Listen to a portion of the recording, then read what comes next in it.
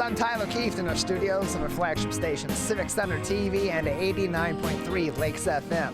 In addition today, as always, we're also joined on Comcast Channel 15 and AT&T Channel 99 in Birmingham on Birmingham Area Municipal Access, as well as on Southfield's cable television channel, City Cable 15, also on the AT&T Community Television Guide and Channel 99. We're also joined in Waterford on their community television on the Media Network of Waterford. That is Channel 10 in the city of Waterford. And my phone is excited about that, too. It's watching in Waterford somehow. We're also on the radio, 89.3 Lakes FM, live streamed online, lakesfm.com, as well as in Bloomfield Hills on 88.1 WBFH The Biff. That is the service of the Bloomfield Hills School District. And you can find out more on all of these partnering stations on our website at civiccentertv.com/megacast. And you can also click on our Watch Live link to watch the show live 24 hours a day, 7 days a week, all of our regular programming, including our replays, as well as our live shows, 10 a.m. to 12 noon. Monday through Friday. In addition, we're online on My Michigan TV or MyMy. Go to mymytv.com, that is MYMITV.com, to watch all of our episodes live there, as well as subscribe for free and find out where you can find the MyMy app on your smartphone and your smart TV. It's in the iOS App Store, the Android App Store. It's on Apple TV. It's on Android TV, Roku, Fire TV, and Samsung Smart TV as well. You can find all that information as well as subscribe for free again as mymytv.com, mymytv.com. And if you don't want to remember that, you don't have time to write that down at this moment in time, that's fine. Go to our website at civiccentertv.com/megacast, where you can find information on all of our partnering television, radio, and web outlets. Find more of their programming as well as information on what they do outside of 10 a.m. to 12 noon each and every day of each and every week when they join us here on the Megacast. Also, at our website at civiccentertv.com/megacast, we have links to all of our interviews and all of our full episodes, so you can watch them on demand on your time. We know not everybody can join us live from 10 a.m. to 12 noon, Monday through Friday. You got other things going on. You got work, you got school, you got to deal with your family and your kids and all of that. And sometimes that's going to take preference over the Megacast. Not often, but sometimes I would imagine it does take preference over this show of ours. But that's okay, because you can always watch us on our website, civiccentertv.com/megacast, as well as find more information on all of our partnering television, radio, and other media outlets. And then right next door, civiccentertv.com/coronavirus is where you'll find all the information that you need to know about COVID-19 as it pertains to your local community, to Oakland County, to the state of Michigan, and all across the United States through the Centers for Disease Control and Prevention. We have resources that will take you directly to the CDC's website regarding COVID-19 that will give you all the helpful information you need to know on where the U.S. stands in terms of COVID-19 numbers and community spread, where the U.S. stands in terms of vaccination rate, where you can find more information about the 3 COVID-19 vaccines that are out there, as well as the Pfizer booster shots, should you be eligible for it, or find out if you are eligible for it. And you can also click on the state of Michigan's website on our website at civiccentertv.com/coronavirus. That will take you directly to the state of Michigan's coronavirus page through their Health and Human Services Department, where you can learn more about the Health and Human Services epidemic orders, some still in place, some others not. You also have a COVID-19 hotline where you can get all your questions answered, and also find all the answers to your questions that may be more common on their frequently asked questions page. And all of that is accessible from one link straight from our website, civiccentertv.com/coronavirus. Then here in Oakland County, you go to the Oakland County link at civiccentertv.com/coronavirus. That will take you to the Oakland County Health Division's COVID-19 specific page, where you'll be able to find a number for the Nurse on Call hotline, which is 1-800-848-5533.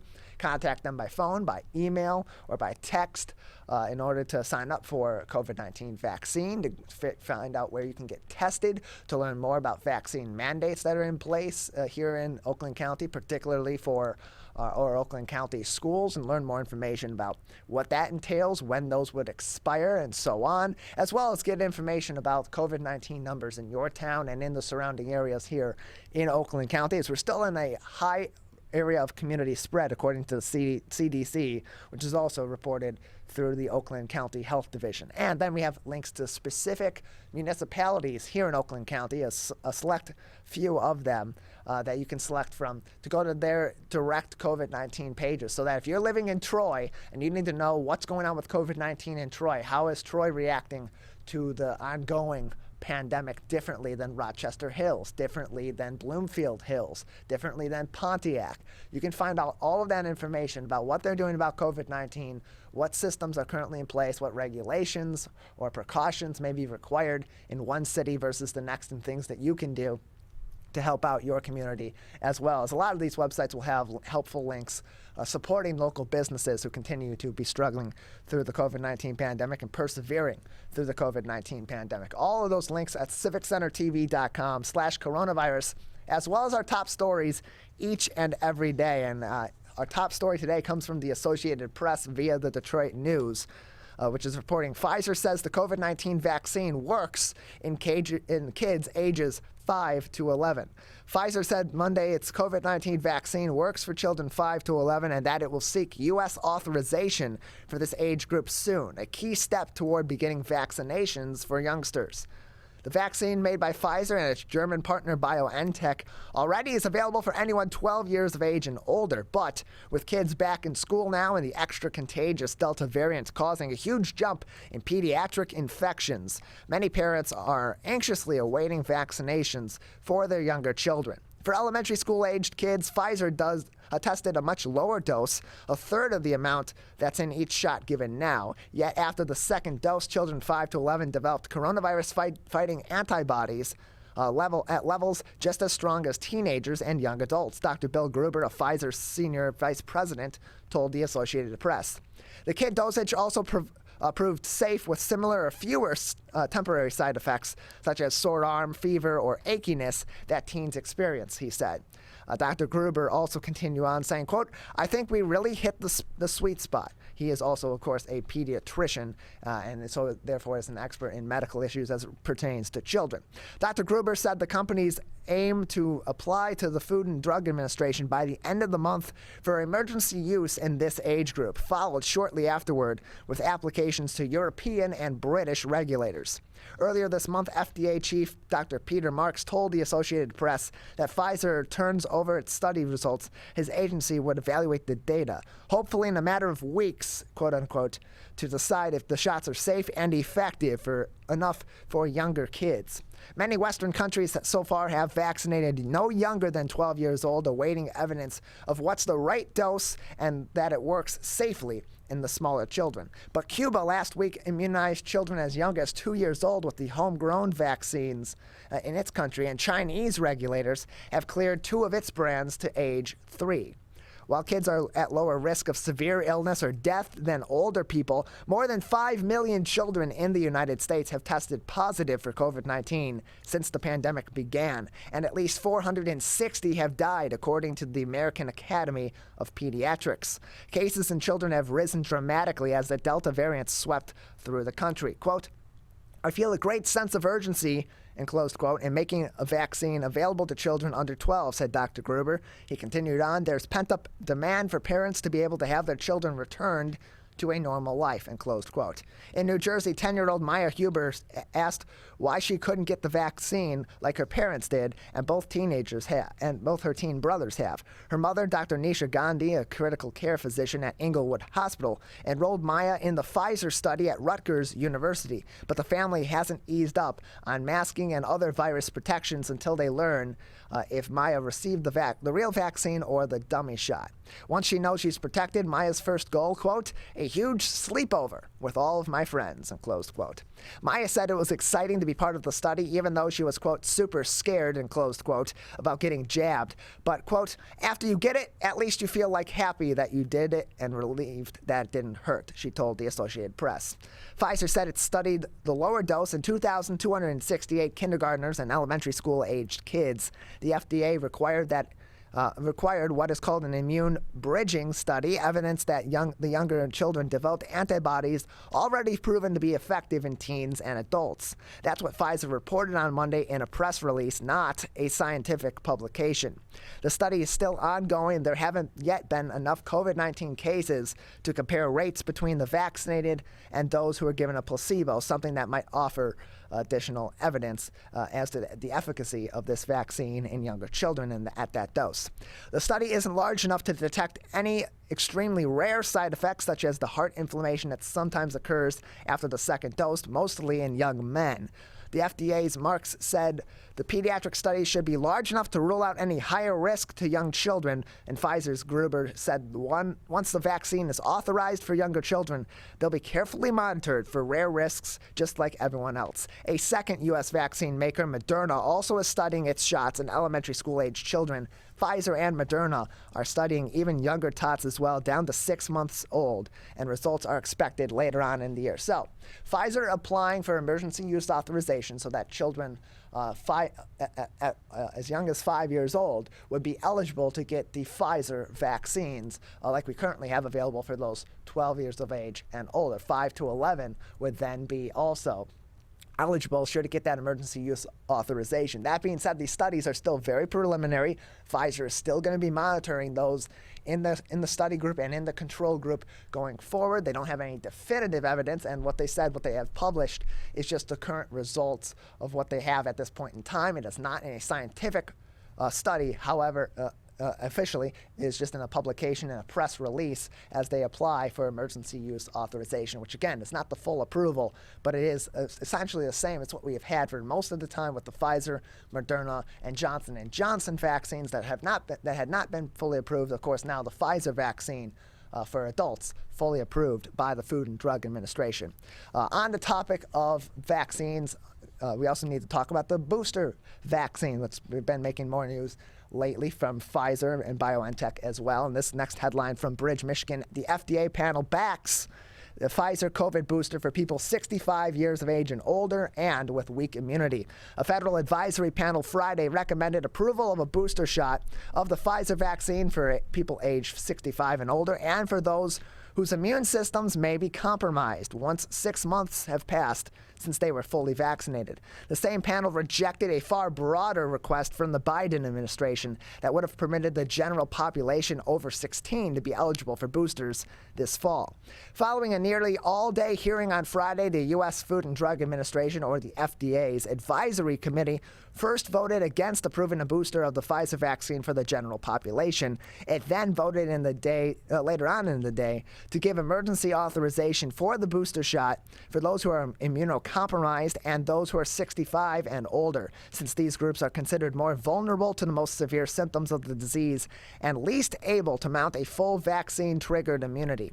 In August, the Biden administration announced it would make Pfizer and Moderna boosters available to anyone 16 and older beginning on September 20th. Those who were immunocompromised were immediately eligible for the booster.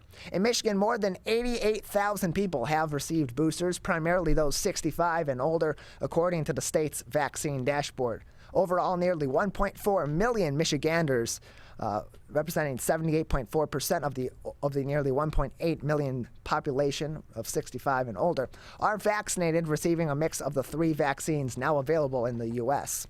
Moderna has also asked for approval of its vaccine as a booster as well, but the Biden administration and their aggressive push for boosters has met stiff resistance among government scientists and some health experts. The FDA panel said it worried that there was not yet enough data to show boosters were broadly necessary, and some asked for more safety data on its impact on teenagers in particular. Already, some have questioned the push for boosters when COVID vaccines are broadly available in the U.S., while so much of the globe's population still awaits its initial doses. That an ethical question, as well as a question about the progress of COVID-19, particularly the variants that are popping up, because as more people are infected, more variants are going to become prominent, and those variants are then going to spread across the world. So if you have people getting booster shots in a place like the United States, where there has been a large population of people who have been vaccinated against COVID-19, but then on the other side of the world, there are several countries that are right next to each other that have little to no vaccinations, shots into people's arms at all, that's a more likely situation for there to be rampant community spread with no protections in place other than distancing and masking, which may or may not be possible or be plausible in those countries. That leads to more spread, the potential for new variants that then jump those borders, come across the ocean, eventually to the U.S. to travel from other countries that have been connected to those countries. All of a sudden, you got more powerful variants. So that's really where that ethical question, and it's a scientific question as well, comes into play. Continuing on from this article from Bridge, Michigan, on our website at civiccentertv.com/coronavirus, the vote on the recommendation for older and immunocompromised people now goes before the Food and Drug Administration. A hearing has been scheduled next week in front of the Centers for Disease Control's Advisory Committee on Immunization Practices, which has scheduled a 2-day meeting starting on Wednesday. The CDC must approve any booster dose before they can be given to the general population. That entire article from Bridge, Michigan is linked on our website, civiccentertv.com/coronavirus. Here in Oakland County, the Oakland Press did a really extensive article on small businesses and their ability to persevere through this pandemic as it continues ongoing. Michigan small businesses are trying to find the right balance as the pandemic persists. Sharon Juergens said being a small business owner during the COVID-19 pandemic is about resilience and adaptation. The chef and managing partner at Diamond Jim Brady's in Novi is, like many other small independent business owners in Michigan, finding new and creative ways to adapt to unknown and unpredictable circumstances, such as the Delta variant, rising cases, and people beginning to worry again for their health and safety. Juergens said small businesses continue to deal with multiple challenges that are different from earlier on in the pandemic, including hiring and worker retention challenges. She also mentioned issues with the supply chain and higher wholesale food prices, which are out of the business's control.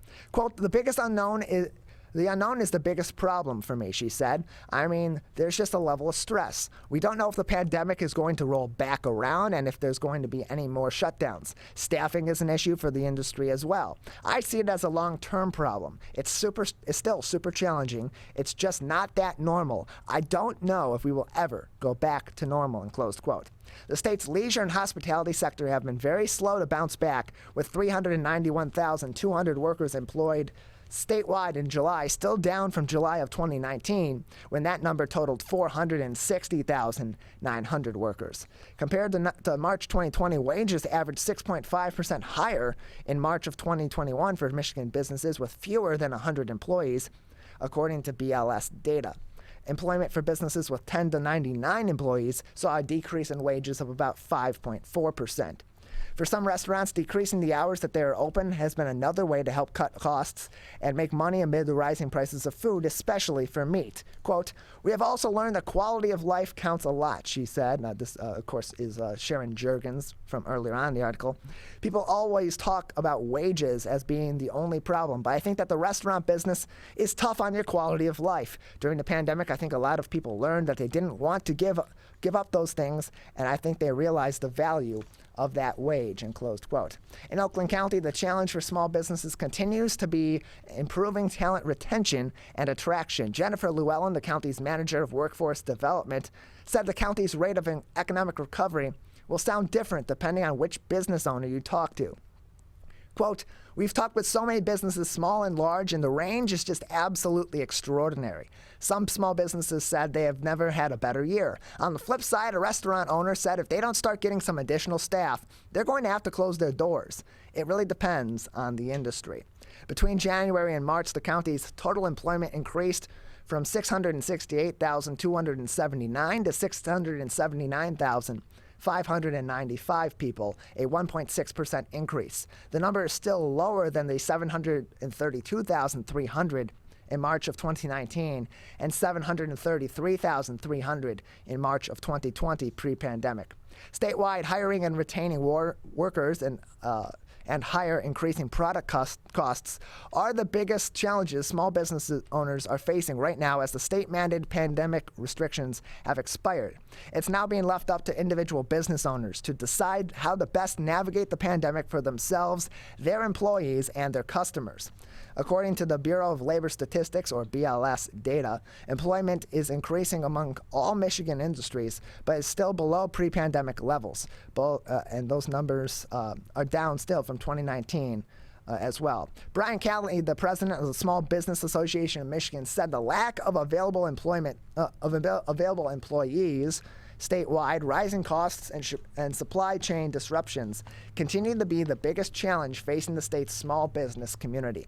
He believes it's important for businesses to prioritize and balance staffing levels and hours to ensure that they can continue to provide a high level of service when they are open. Quote, there's so much you can ask. There's only so much you can ask of your workers, he said. Tensions are already high, and customer service is more challenging than it has been in the past. There's an apprehension to try to stretch your staff too thin, even if they are willing, in order to make sure businesses are not creating an environment where there is a big incentive to go find something easier to do, and closed quote. Industries that rely on direct in-person contact for their successes are struggling more than others and surrounded with more uncertainty. This includes retail, restaurants, lodging, and entertainment, who are the last to reopen and the last to bring back employees in person. This full article with a lot more detail, a lot more interviews from the Oakland Press is on our website, civiccentertv.com/coronavirus, way beyond that summary. And lastly, for those of you that have enjoyed going to the beach this summer and maybe have ventured out when there have been some certain warnings on Michigan's lakefronts, next year you could potentially be facing a ticket for doing that. This is from Bridge, Michigan. Starting next spring, swimmers who venture into the waters on state beaches despite dangerous waves, debris, or water contamination could be cruising for a fine. Dan Eichner, the director of the Michigan Department of Natural Resources, signaled this week that he will approve a new policy giving DNR officials the power to ban swimming when beach conditions pose, quote, a human health and safety risk, and close quote, and ticket those who enter the water during the ban, though an exception will be added for surfers. Last summer, for example, beachgoers in Grand Haven had to be rescued after waves swept them off of the Lake Michigan Pier. The next day, a 14-year-old boy drowned in the same area during rough conditions. Despite the danger, DNR staff wrote in a memo discussing the proposed policy, swimmers sometimes remain in the water even while crews are attempting to rescue a drowning swimmer nearby. At present, the best state beach managers can do to prevent those tragedies is issue warnings. Many beaches across Michigan use a flag system to signal water conditions. A red flag means it is not safe to swim. The new policy, which takes effect in May, applies only to state-owned beaches. It would not apply to local parks, national lake shores, privately owned coastal land, or other non-state beaches. The new rules won't apply to surfers, kiteboarders, or boogie boarders so long as they follow commonly accepted rules and procedures, quote unquote. More information on this change at our website, civiccentertv.com/coronavirus, where you can learn more about that by reading that article. We also previously did an interview with Ron Olson from the Michigan Department of Natural Resources that you can find on civiccentertv.com/megacast to learn a little bit more about what went into the development of this new policy. Got a great show for you today. Coming up after the break, we'll have our first interview, and then at the bottom of the hour, we'll be speaking with Ralph Thompkins, the owner of S.W.A.G Kids Gym here in West Bloomfield. At the top of the 11 o'clock hour, Representative Brenda Carter will join us on the show, and then at 11:20, Chris Gautz, the spokesperson for the Michigan Department of Corrections, and then we'll go from the State House to the State Senate to cap off today's show, and we'll be speaking with Senator Rosemary Bayer at 11:40. That's all coming up next. You're watching and listening to the Megacast. You see certain things get reincarnated in your children. My daughter is very much inspired by my wife's artistic pursuits. So my daughter started making necklaces. She makes what we call affirmation fashion. I tell her every day that your black is beautiful. Your black is beautiful. Your black is beautiful. And if there's anything better than being beautiful, it's being smart. And if there's anything better than being smart, it's being kind. And reaffirming that every day is our method of making sure her chin never drops. My dad wasn't around, and I remember riding a bike and falling off and cutting myself, and me never just wanted to get back on it. People ask, how your children learn how to ride a bike, and you did. I didn't teach them. I just created an environment where they taught themselves, and all I had to do was be there.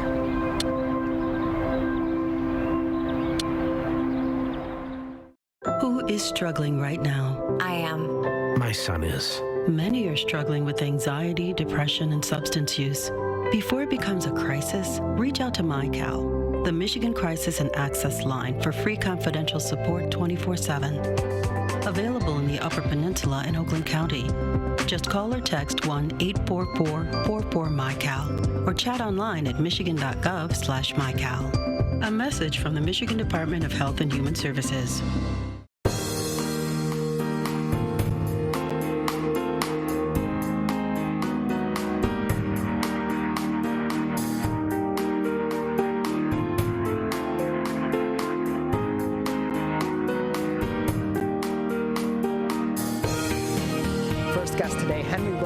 Executive Director of the Michigan Gaming Control Board, joining us today on the Megacast. Henry, thanks for being with us. No, you're so welcome, Tyler. Thank you for having me. Appreciate having you on. So for those that are not familiar, those that maybe have heard of something similar to this, or maybe have heard of the board but aren't entirely sure what it oversees, give it a brief explanation of what the Michigan Gaming Control Board oversees at the state level. Oh, absolutely. So the Michigan Gaming Control Board is charged with the responsibility of overseeing the 3 Detroit commercial casinos, horse racing here in the state, millionaire parties, which is part of charitable gaming, and also the tribal casino that relates to reviewing the payment of tax revenue from those entities. We're joined by Henry Williams. He is the Executive Director of the Michigan Gaming Control Board, with us on the Megacast. And so the online gaming industry, online betting as well in the state of Michigan is still relatively new. It's been in play for less than a year at this point. Where is it at right now? How is that industry developing as we're now eight or so months in to that being legal here in the Great Lakes state? Yes, the online industry, internet sports betting and internet gaming has had a tremendous launch here in the state of Michigan. The platforms are performing well. We're expecting nearly $200 million probably in revenue in taxes from the online industry. Of course, payments to the state of Michigan, the city of Detroit, and to the tribal nations. So the launch has gone very well. The citizens are excited about online gaming, and so far, so good. We're joined by Henry Williams, the Executive Director of the Michigan Gaming Control Board. And when online gambling in particular was legalized here in the state of Michigan, there were plenty of regulations that were put in place, plenty of safeguards that were put in place, but it's still in its infancy. Has there been any changes in the regulatory processes and the rules that are in place over this first 8-month period as more happens, as experience comes into play and we learn more about the online gambling industry and how it affects Michigan over the course of time? Well, of course, each platform operator, and understand there's the 3 Detroit casinos have platforms, and each of the tribal nations also. So 11 of the tribes have online platforms operating in the state of Michigan today. Each one was required to go through an extensive background as far as their financials, criminal reviews, and ensuring that the games that they wanted to offer to the citizens here in the state went through our testing process. So we continue to review those games as they're submitted by the platforms. There's internal controls that we continue to review, and our staff is always ensuring that the platforms are following the internal controls and the Gaming Act that was passed by the legislature. So Michigan Michigan permits online gambling and online gaming in things such as poker. Some states, however, other states, neighboring states, and those across the union may not have those rules in place. But there is a system that is and a rule that is in place called interstate compacting, particularly as it relates to online poker, which is the ability for Michiganders to go head-to-head against players in other states. How does that work? Because here in Michigan, as far as I'm aware, you can't be gambling gambling in Michigan's online gaming systems unless you are a Michigan resident, correct? That is correct. So to participate in the online platforms here in Michigan, you must be located here in Michigan. What you're referencing, Tyler, is the multi-state compact agreement that we're still negotiating with the other states at this time. So we're hoping to have the multi-state compact completed by the end of the year, and then individuals will be able to participate in particular poker games over state lines.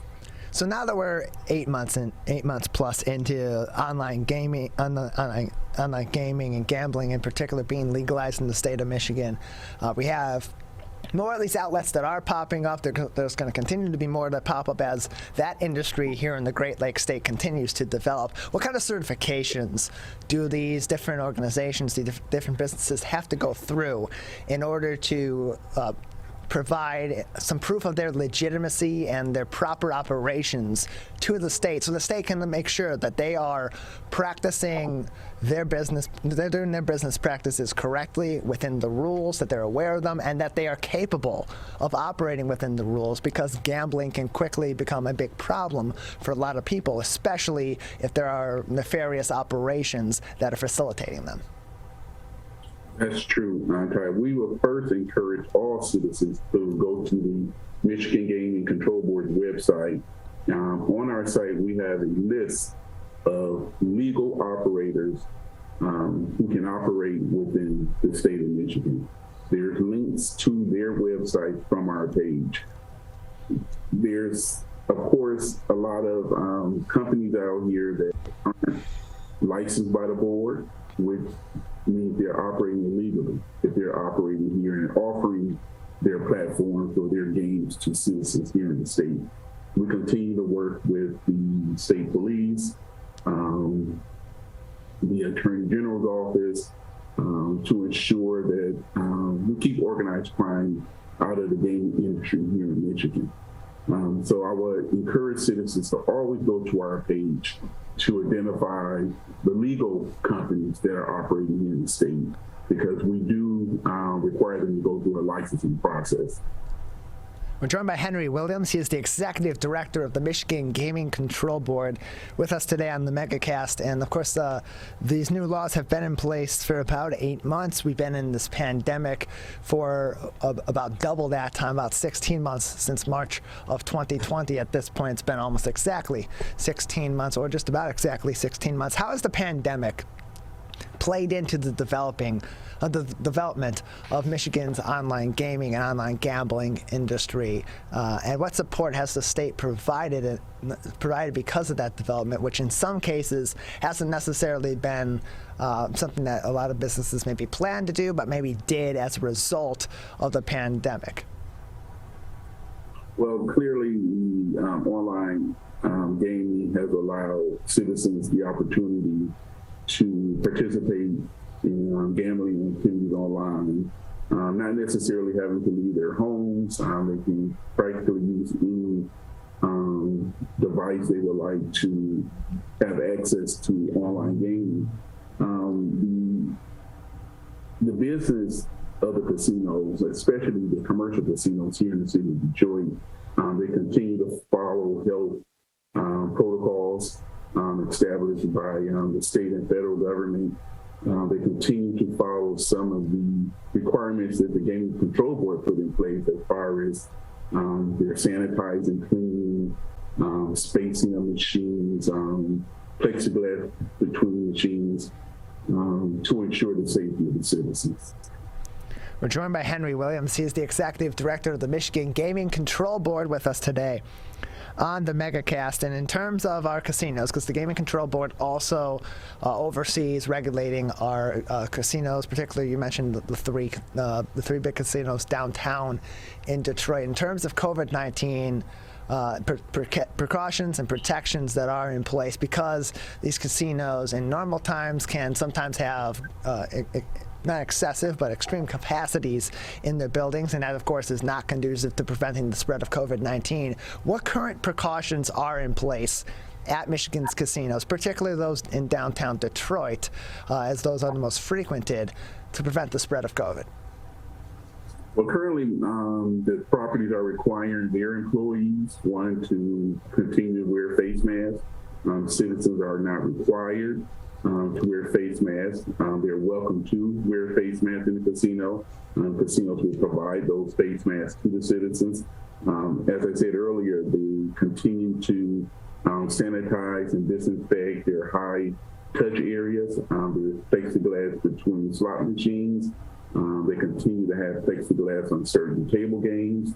And these are all in place to ensure that citizens are safe. The Michigan Gaming Control Board has staff that's located inside the casino, basically 24 hours out of the day, to ensure that certain protocols are in place to ensure the safety of all the citizens. We're joined by Henry Williams. He is the executive director of the Michigan Gaming Control Board today on the with us today on the Megacast.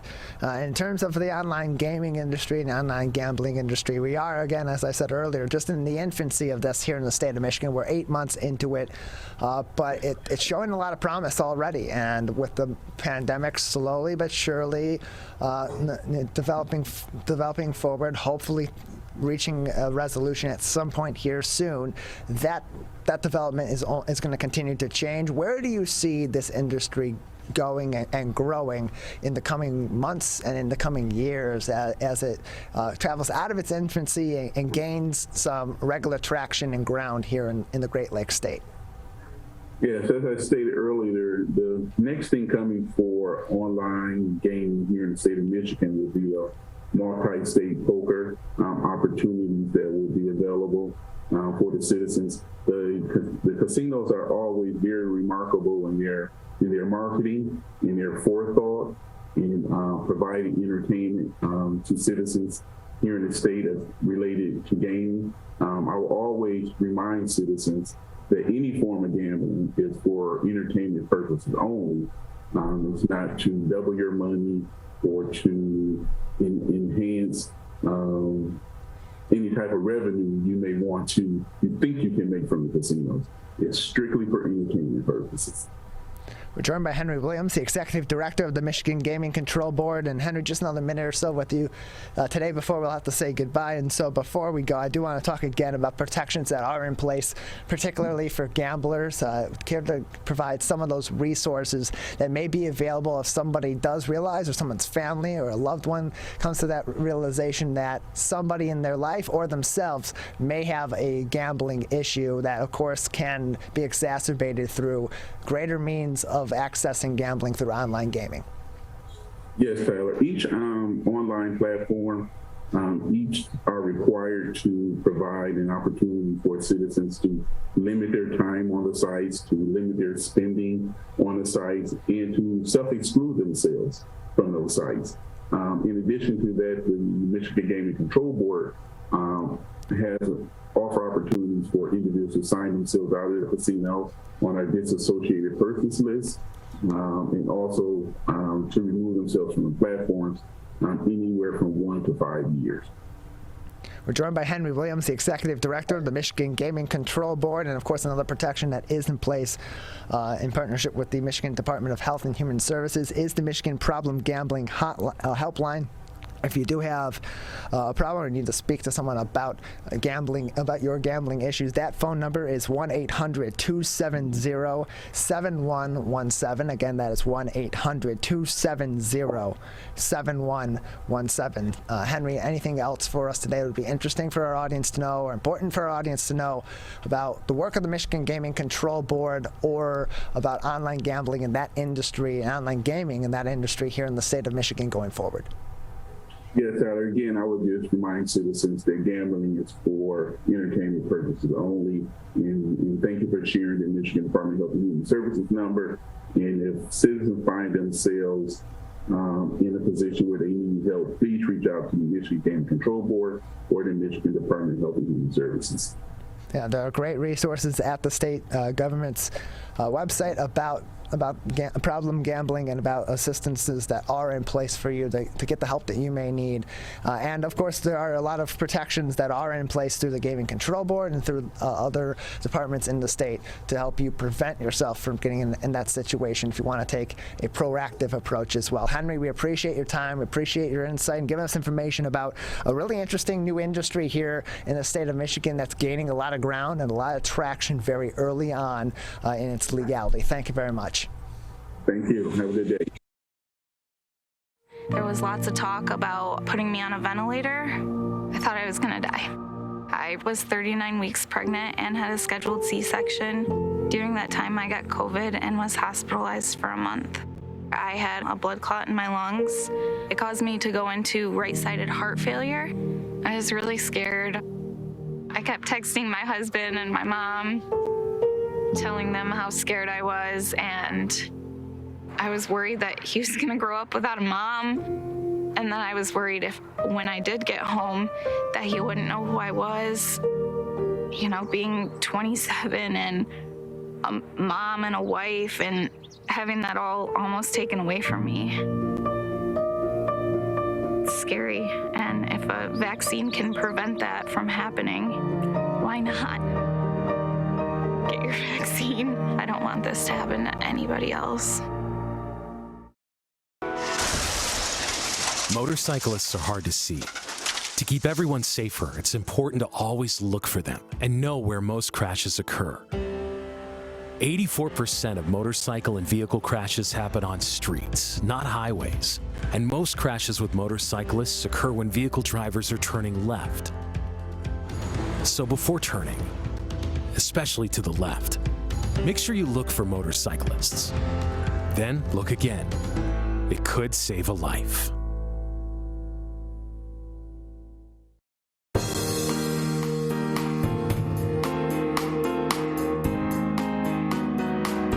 Welcome back to the Megacast. I'm Tyler Keith alongside our studio producer and board operator, Calvin Brown. Our studios here in West Bloomfield Township as we continue to talk about COVID-19 and a number of other subjects that are affecting our local area and all across the state of Michigan each and every day. As we bring our kids back into school and as we go into the fall and then into the winter season, the outdoor activity starts to wane a little bit, and it can be easy for our kids to become more inactive, more sedentary, get back into all the video gaming and TV watching and not be really all that active and exercising much. But one person here in West Bloomfield Township has a gym specifically for kids to help them stay active and make that activity fun. And that is Ralph Thompkins, the owner of S.W.A.G Kids Gym here in West Bloomfield, with us again on the Megacast. Ralph, how you doing? Hey, Tyler. How you doing, buddy? Everything good? Yeah, doing well over here. How about you? All good, man. All good. Wonderful. Feels good to be back, getting into the state of normalcy, as they say, right? Yeah, slowly but surely getting there. So give us an update. How have things been at S.W.A.G Kids Gym lately? I know that you reopened for in-person services back in September of 2020. How have things been in the last year with the pandemic still going on, still having to deal with all the ins and outs of keeping safe, but also continuing your business forward? Yeah, so we've things have been really, really well for us. We've been very fortunate to maintain a really good program. We have people who have their kids with us, and we've seen a lot of growth. We've also had a lot of staff consistency, which makes me very happy. We have very good team members. Birthday parties are starting to kick back in. We're still doing outdoor parties and activities for people who still aren't super comfortable with coming inside. But we definitely have had a lot of growth within our program over the last year since the pandemic. So things have been on the up and up. I know that you were first launching the business just shortly before the pandemic. How did that launch, then being kind of curbed by the COVID-19 pandemic and then now being a year and a half plus into this pandemic, how did that shift the way that you had planned to kick off this new business of yours and maybe even shift the plan of the business altogether?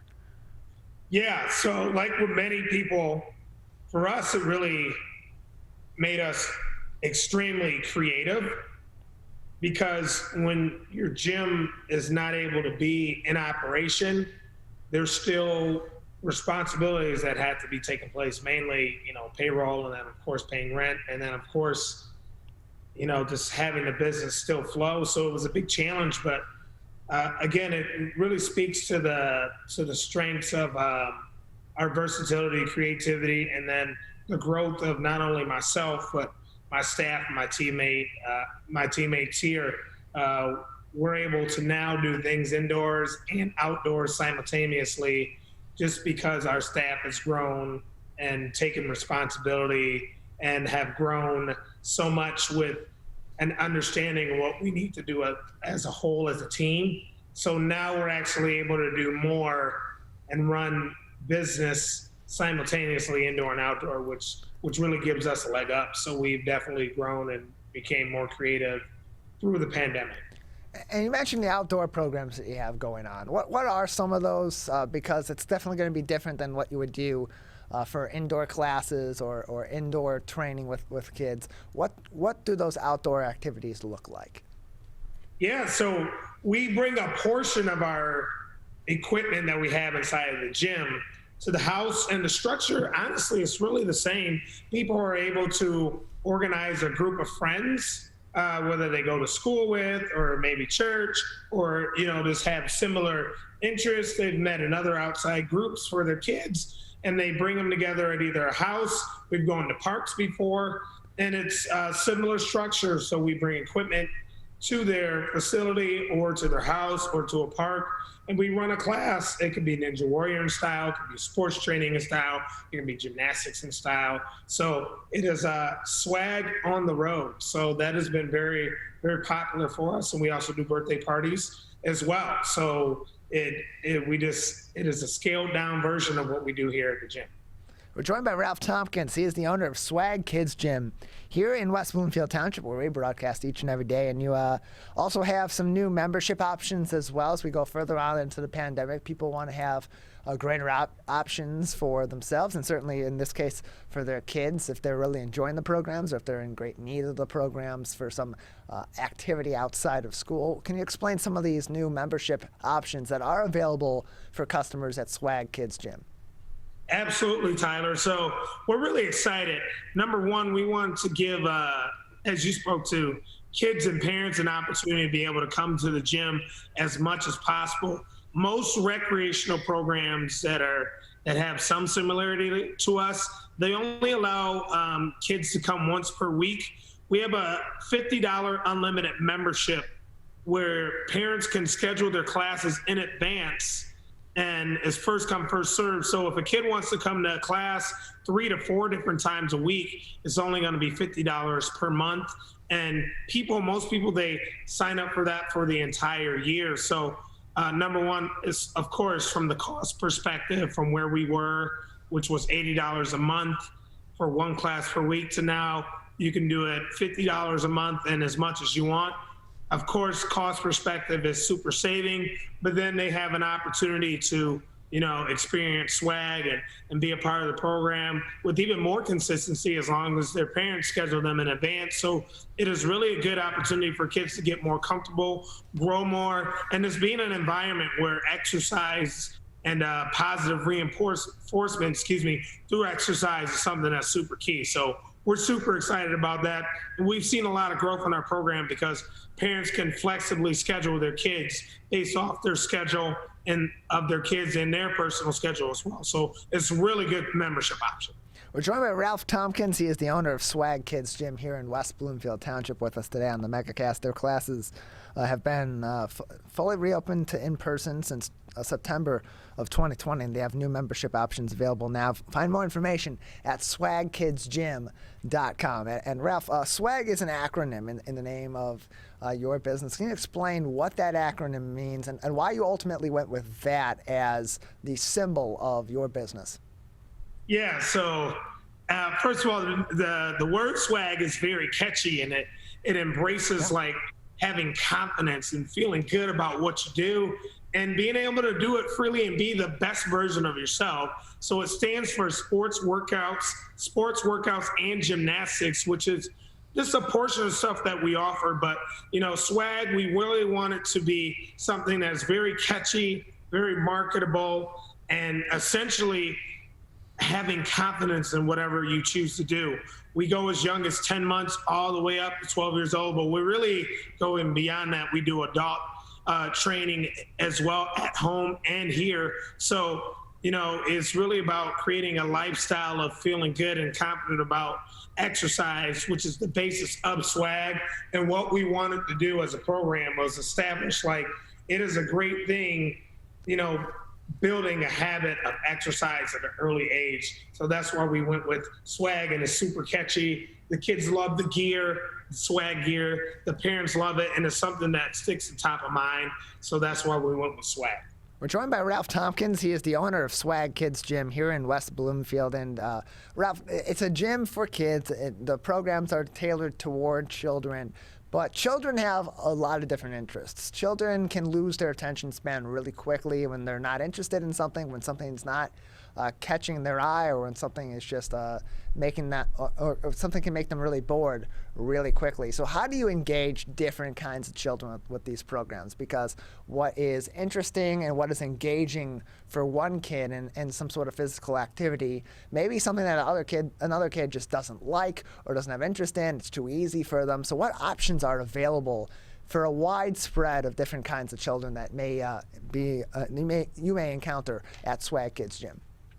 Yeah, so for us, it starts at the base level of making them feel comfortable with us as individuals. So that means for us, when we see kids walk into the door, we're first and foremost extremely excited and honored to see them and have their family with us. So that sets the tone right away with our team, being very excited, engaging, saying hello, getting to know the kids, giving them a voice. So right there, that immediately it really does eliminate anxiety, because there's a lot of kids that can be nervous about, stepping into a program, especially coming off a pandemic. We want to make it a point where kids are extremely comfortable and confident first as human beings. And then the music, the type of obstacle courses and equipment that we have in the gym really is for all skill levels. So kids don't feel intimidated by other kids. We separate it based off of, comfort level, skill level, but it is a program where everybody feels really good about what they can do. They don't feel judged based off of how they physically perform. And we really encourage all kids to, again, speak to being the best versions of themselves.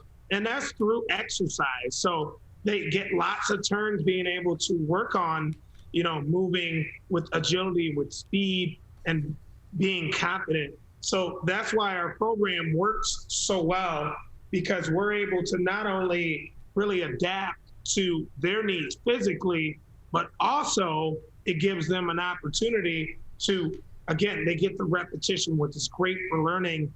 And the atmosphere is always positive and engaging. The music's going. We're excited to have them. So that really sets the tone for them, building comfort, confidence, and feeling really consistent about what happens here at the gym. So it's really a testimony to not only to the parents who are committed to the program, but for all of us who work alongside of each other at S.W.A.G. It is a common goal for really helping kids feel very confident and comfortable about what they choose to do at the gym. So we have so much variety as far as gymnastics and Ninja Warrior and the obstacle courses and specific sports training and workout classes that we offer for kids. So there's such a big range, but again, it comes down to us helping them feel very confident and comfortable about what they choose to do here at the gym.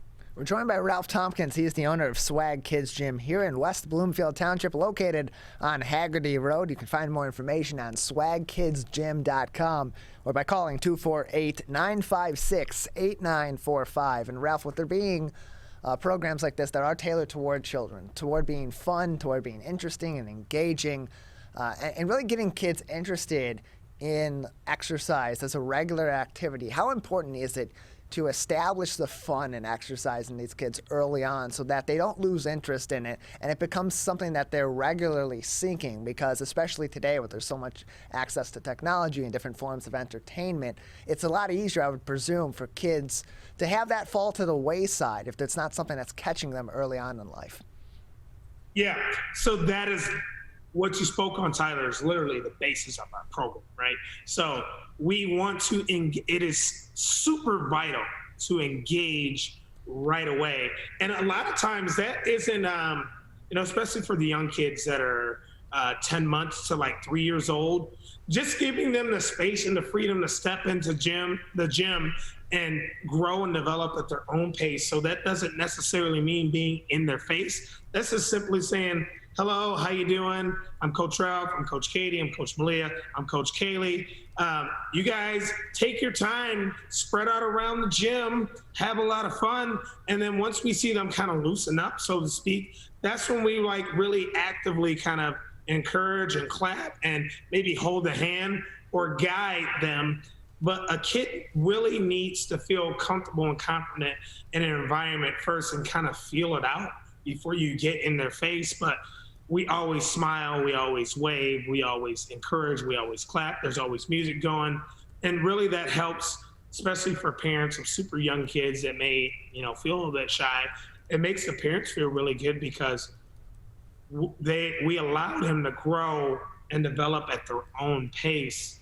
So when they feel more confident coming back into the gym, the second time, the third time, the fourth time, a month later, 2 months later, you can see the growth just because at first we were very confident and very positive towards them. So naturally you see the growth and development in that. And then when they get older and stick with the program, it really makes them feel like really, really good because they remembered like, hey, like they didn't force me to do anything. They were just very encouraging. And, that in and of itself is extremely valuable, letting them grow and develop at their own pace. And then, of course, as their skills grow and their confidence grow, we challenge them in a way where it's like, hey, you can do this. So let's go ahead and take those steps together. And then when you get it done, we are as happy and excited for you as anybody else. And that helps grow and foster, physical literacy and developing and growing skills at their own pace here at the gym.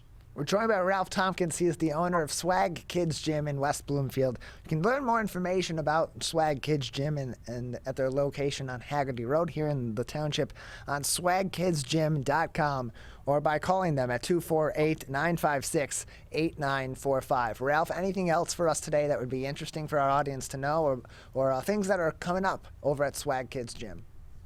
Yeah, so we are a full go for everything here at the gym.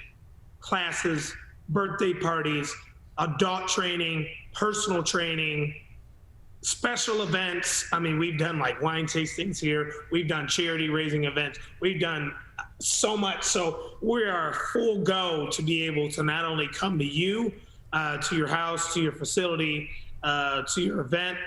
You're able to come to us fully for literally everything from kids to adults. We have a way of making it happen in a fun, entertaining environment. So you can follow us on Facebook at swagkidsgym.com. Follow us at Instagram, at the handle S.W.A.G Kids Gym. And then, of course, the website, www.swagkidsgym.com. And we are open and available and ready to make the experience better for not only you, but for any kind of kids that want to be involved in the program and adults as well. So we're fully open and ready to go. Ralph, appreciate your time. Thank you for joining us today. Always a pleasure, man. We can't wait to have you guys come to the gym and check this out like firsthand. You guys be blown away with what we have to offer. So we look forward to you guys being able to come out and, do some filming and stuff of the gym when it's safe for operation and for you guys to do so. Absolutely. We will do that. Thank you, Ralph. Appreciate your time.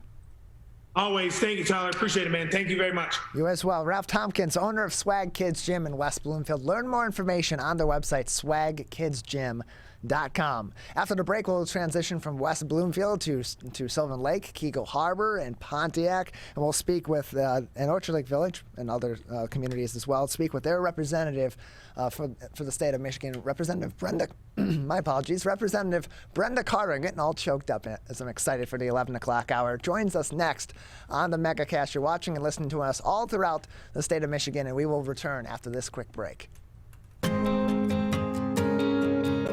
When times get dark, We can't see the help that's all around us. When you don't know where to turn, let 211 be your guiding light.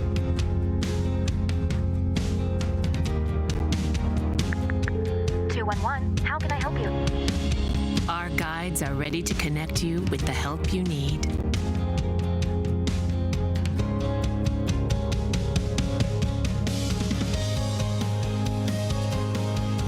For help with food, healthcare, mental health, and other resources, call 211 or visit 211.org. 211. Get connected, get help. People are getting out to walk and bike in higher numbers. More vulnerable road users and higher speed traffic can be a dangerous combination. Crash severity has increased, so if you're driving, be sure to slow down and look for people. There's no need to speed. If you're biking, ride with traffic. If you're walking, avoid stepping into the road if possible. If you have to walk in the street, walk facing traffic. Learn more at walkbikedrivesafe.org. When times get dark, we can't see the help that's all around us. When you don't know where to turn, let 211 be your guiding light.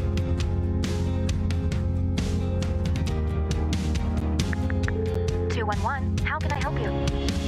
Our guides are ready to connect you with the help you need.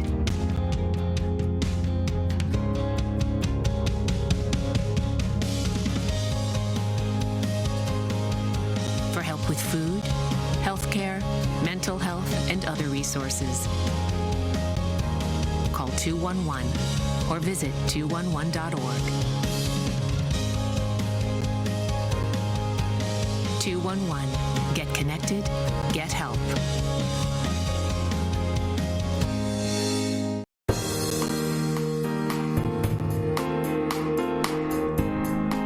Welcome back to the Megacast. I'm Tyler Keefe here in our studios in West Bloomfield Township. Of course, we're broadcasting all throughout the state of Michigan on My Michigan TV, a new free streaming service that's all about the state of Michigan with content creators all across the Great Lakes state. Learn more information online at My Michigan TV's website, mymitv.com.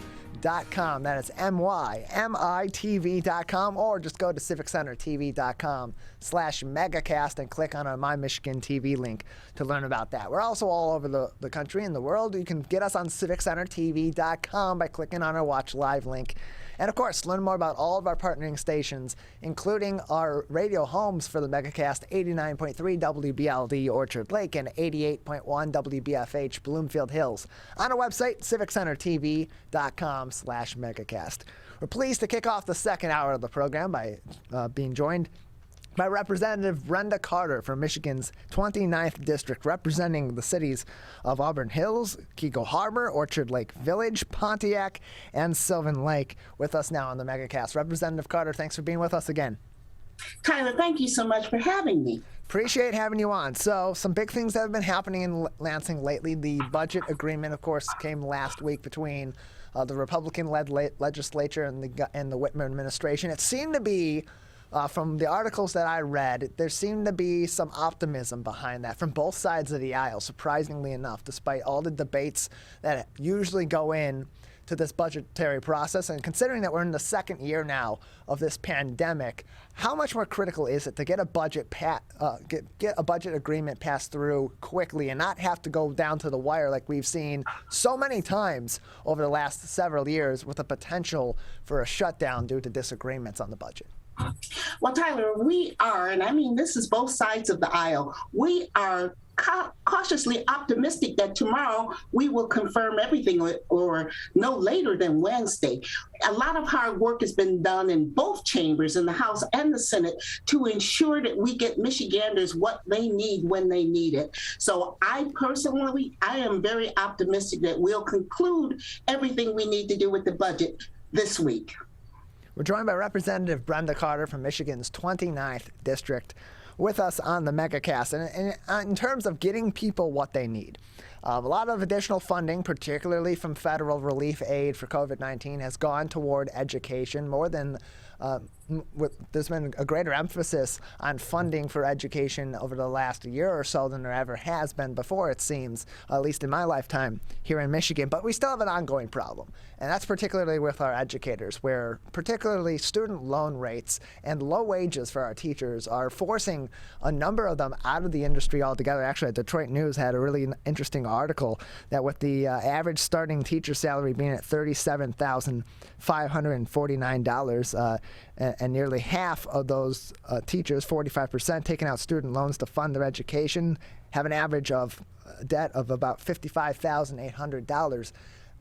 It's not that there's a lack of jobs or that there's a lack of opportunity. It's that they're still very underfunded. They're getting a lot of their materials for teaching out of their own pocket. In most cases, that's exactly what they're doing. And on top of that, they're getting paid very low wages that make this industry that's getting tougher and tougher as time goes on less attractive. And here in Michigan, where education's become such an emphasis over the course of the pandemic, there's so much relief aid going toward education. How much of more of a discussion is being had at the state level about how we can better support our teachers so that we attract people into education instead and prevent them from leaving the industry as they have so often during this pandemic? Well, Tyler, I am pleased to announce that in June, the House Democrats launched an 18-bill package that would address these disparities in our education system. House Bill 5099 would actually eliminate student debt, where my bill that I introduced, House Bill 5100, will, if we're not able to eliminate it, we could at least remove the taxes, the tax burden on the student loans. So there's an 18-bill package. It's very aggressive, and I'm very pleased to announce that this is moving. And this is a bill that was proposed by Representative Darren Camilleri of Trenton, a Democrat, a former teacher himself. But these kinds of bills that provide this relief and that relieve student debt, they're often met at the opposition of the Republican Party, which is the majority in both chambers of the state Congress at this time. So what has been the response, or how have the discussions been with your Republican counterparts on this? Because on the one hand, they also want to attract teachers to remain in education and people to come into the educational industry to support our kids and support education in the state of Michigan. But relief in this kind, and relieving student loan debt, tends to be something that their party in particular is in opposition to.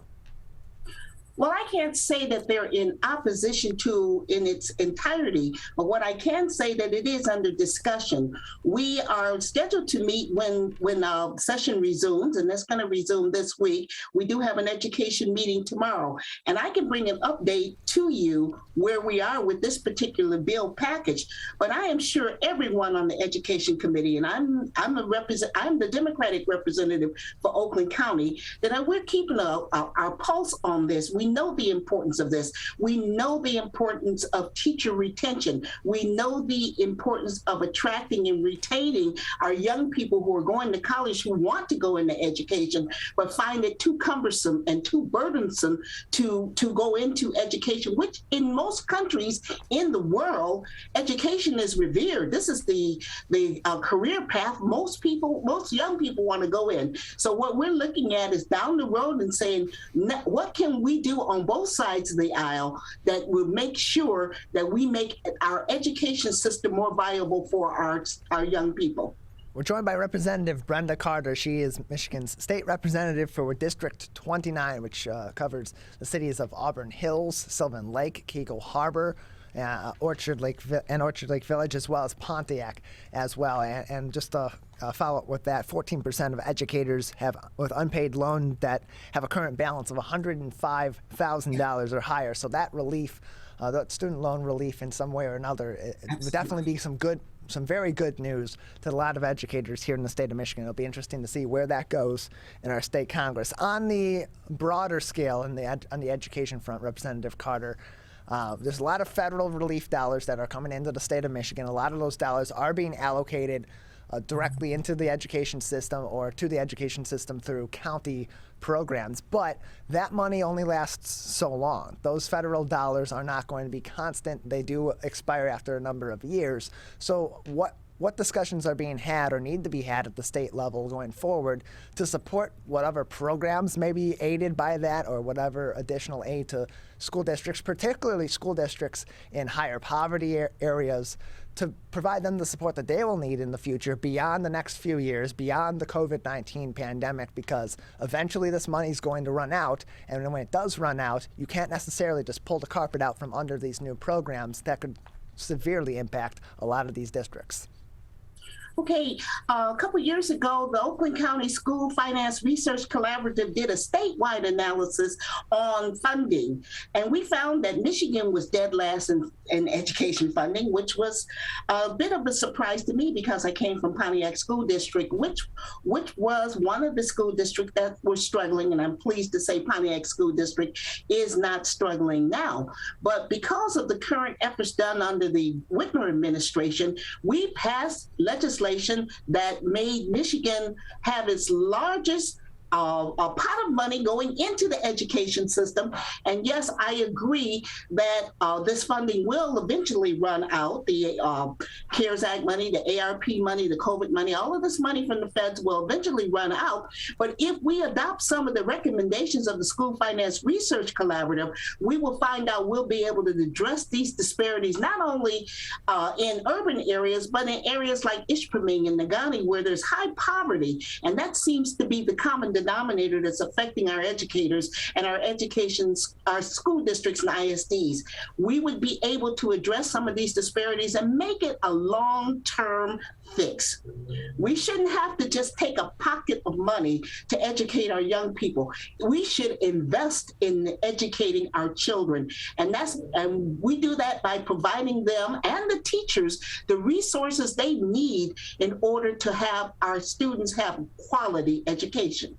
We're joined by Representative Brenda Carter. She represents the state of Michigan's 29th district with us today on the Megacast. And Representative Carter, continuing on with that, it's important to get the necessary funding for all school districts across the state of Michigan and to bolster our funding for education to support the next generation, to support our teachers who have remained in place over the course of this really challenging year and a half plus that we've been in this pandemic. But it's also important to level the playing field. And I think that's become more evident than ever throughout the pandemic, where particularly in switching from a traditional format to being in person or being in a hybrid situation, school districts that are in higher poverty areas were significantly disadvantaged in comparison to their more affluent counterparts. What is being discussed or what is being done or has been done at the state level to help address that and kind of level the playing field? Because on one hand, this funding that goes toward these school districts, it needs to be greater on a broad scale,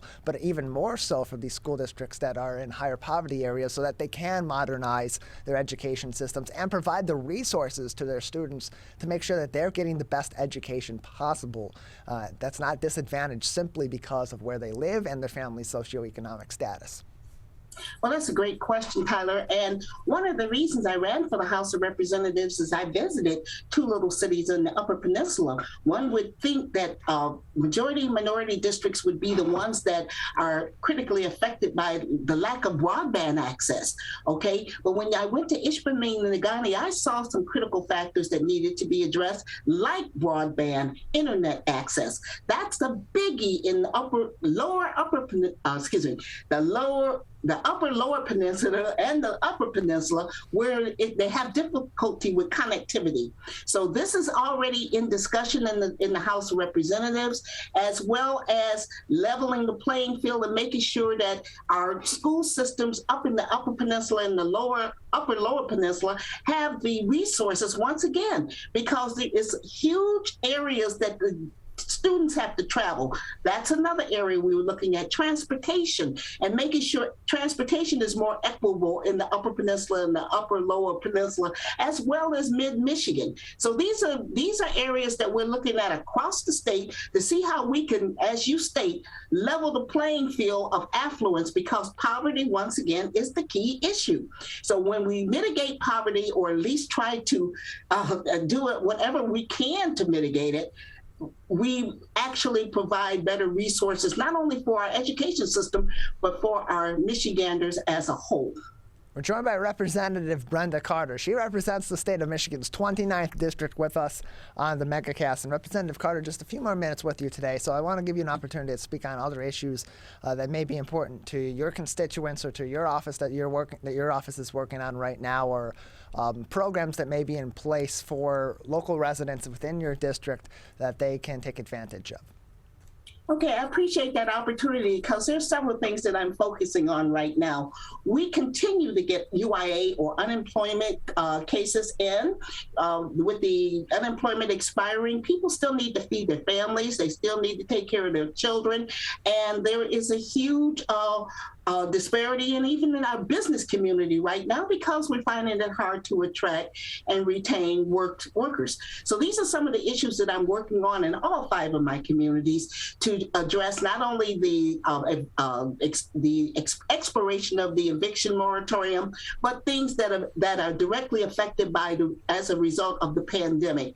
So unemployment, the evictions moratorium, and then what I would call the 800-pound gorilla in the room, auto no fault. So once again, I don't know if you have enough time for me to go into auto no fault, but the whole point of the matter is these are some of the key issues that I'm finding in my community, in my district, House District 29, that's affecting my residents across the district. You can give us a little more details on the no fault if you'd like. Okay, well, auto no fault, and that's not a laughing matter, because it's a very serious issue. In 2020, the House of Representatives Senate passed, it passed into law, PA 21 and PA 22, which changed the auto no fault law. Whereas now you have a graduated schedule of what you can, a graduated fee schedule of the amount of auto no faults you can purchase. What we did not see when we passed this law was some of the unintended consequences that are directly affecting our provider network. So we're working with, we're working across the aisle once again, trying to put a fix in place that will fix this oversight. And I do personally believe it was an oversight. I do not believe it was intended, but what we do have to do is put something in place that will fix this. Right now, our provider network is being hit pretty hard by this law as it stands, and we're working with Republicans on the other side of the aisle as well as Democrats. We have a policy council that's dealing with this, trying to work a fix out that will be beneficial to all Michiganders. We're joined by Representative Brenda Carter. She is from Michigan's 29th district with us on the Megacast. Representative Carter, just another minute or so before we'll say goodbye today. Anything else for our audience that would be important for them to know here in your district right now? Well, I really appreciate the collaborative work that's happening in my district. You know, I was recently invited to an event in Orchard Lake Village put on by the West Bloomfield Historical Society that was just totally awesome, opening up their historical museum. And Auburn Hills, I have to switch way over there because a lot of times Auburn Hills is not mentioned, but Auburn Hills had a great breakfast for their CPAs and their business community, where we were able to address some of the political issues and legislative issues that affect the business industry. So as a whole, I'm very pleased to be the representative of House District 29, and I welcome anybody that want to contact me. I hope you have my contact information in the chat somewhere. If not, I can give it here, Tyler. Yeah, we do have your information, and we'll be able to provide that if it is requested, and we can put that in the descriptions as well. Representative Carter, we appreciate your time. Thanks for being with us today. Once again, Tyler, thank you so very much for having me. Appreciate it. Representative Brenda Carter with us. She is from Michigan's 29th District, joining us today on the Megacast. We're going to take a quick break. On the other side, we will shift from the State House to our state's prison system, and we'll be joined by Chris Gautz, the spokesperson for the Michigan Department of Corrections, to talk about prisoner vaccinations. That is coming up next. You're watching and listening to the Megacast.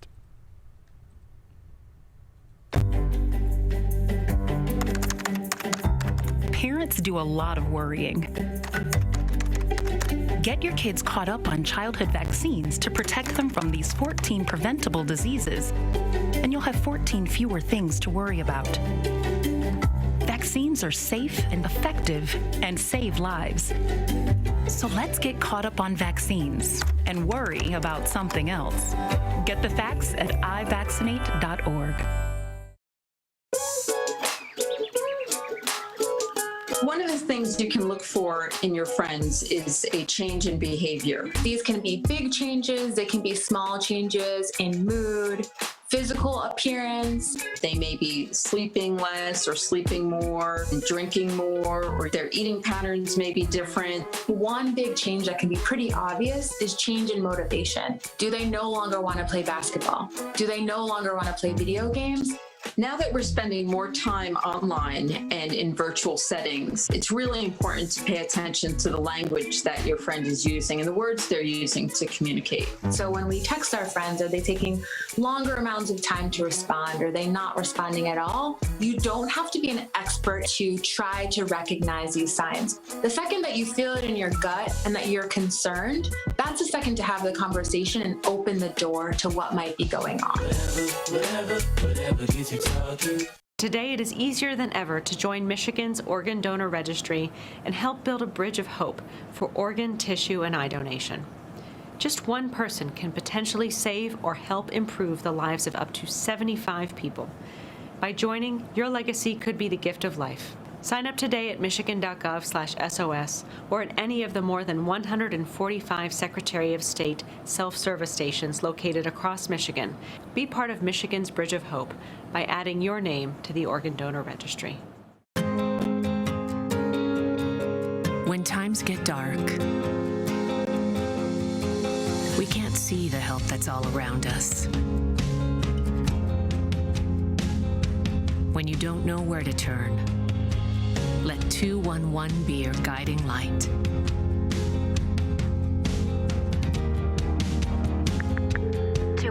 How can I help you? Our guides are ready to connect you with the help you need.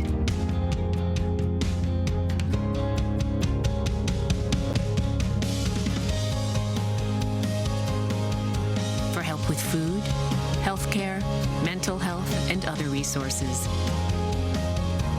call 211 or visit 211.org. 211. Get connected, get help.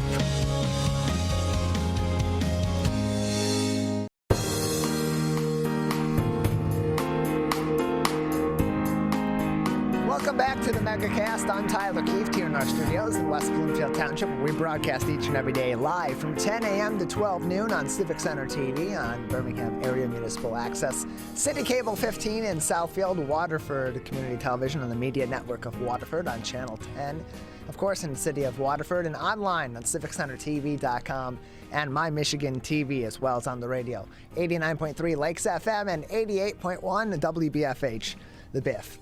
As the pandemic continues on, of course, it has a significant impact on our general populations, but it also has an impact on those in our prison populations as well. And joining us now to speak about that continued impact, we're pleased to be joined once again by Chris Gautz, who is the spokesperson for the Michigan Department of Correction, with us on the Megacast. Chris, thanks for being with us again today.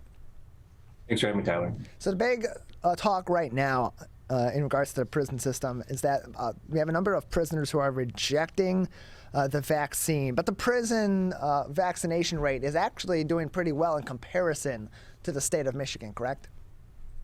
Yeah, right now we're at about 66% of all prisoners who have chosen to get the life-saving vaccine. And so we're very happy with that number. We want to see it continue to grow, which is why we work every day to communicate, to provide information to the prisoner population about the importance of the safe and effective vaccine. And actually right now we've been sending them information regarding the booster shots that are going to be available soon to those prisoners who are over the age of 65 or have some comorbidities that may allow them to fit into that category. And so starting to sort of prime the pump with that population so that they know why the vaccine is important, why the booster is important, and if they qualify. And so hopefully as many of them as possible will choose to get the booster once that becomes available. As of September 17th, 66% of Michigan inmates were fully vaccinated. That is according as a quote from Chris, who we have on the show with us today.